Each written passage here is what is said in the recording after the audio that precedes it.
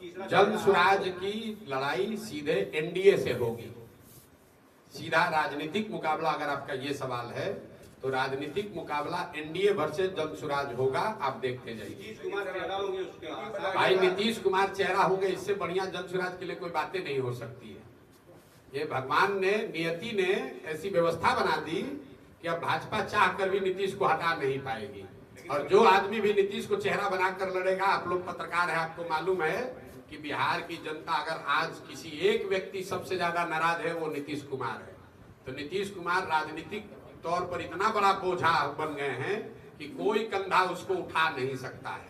और मैं आपको फिर ये भी बात दोहरा देता हूँ, भाजपा ने दम है तो नीतीश कुमार मुख्यमंत्री बने रहेंगे ये कहकर लड़े।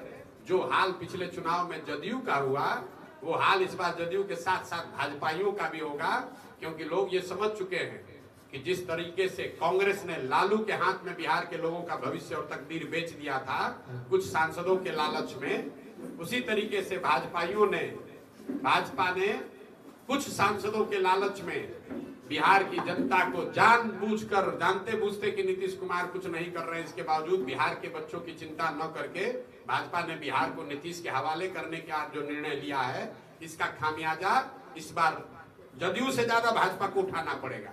जो हाल कांग्रेस का हुआ कि लालू तो फिर भी ऊपर नीचे होते रहे, कांग्रेस सिरे से साफ हो गई, क्योंकि बिहार में लालू जी जीते अपने दम पर सिर्फ एक बार, बाकी समय कांग्रेस की बैसाखी लगाकर चलते रहे।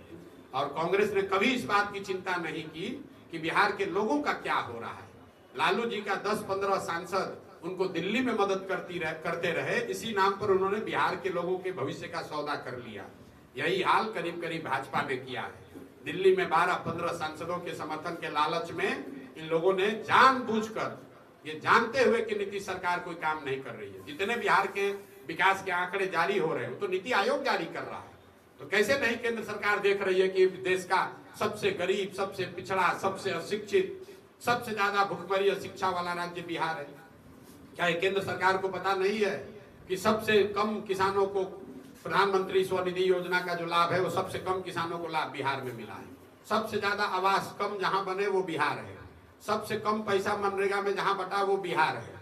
सबसे कम जहां आयुष्मान भारत का लाभ मिला वो बिहार है। सबसे कम जहां शौचालय बने वो बिहार है। ये सारी जानकारी तो केंद्र सरकार को है, केंद्र सरकार रोज आंकड़े जारी कर रही है। इसके बावजूद वो नीतीश को आगे क्यों रखे हुए हैं? इसलिए कि दिल्ली में 10-15 सांसद हमारा रहे।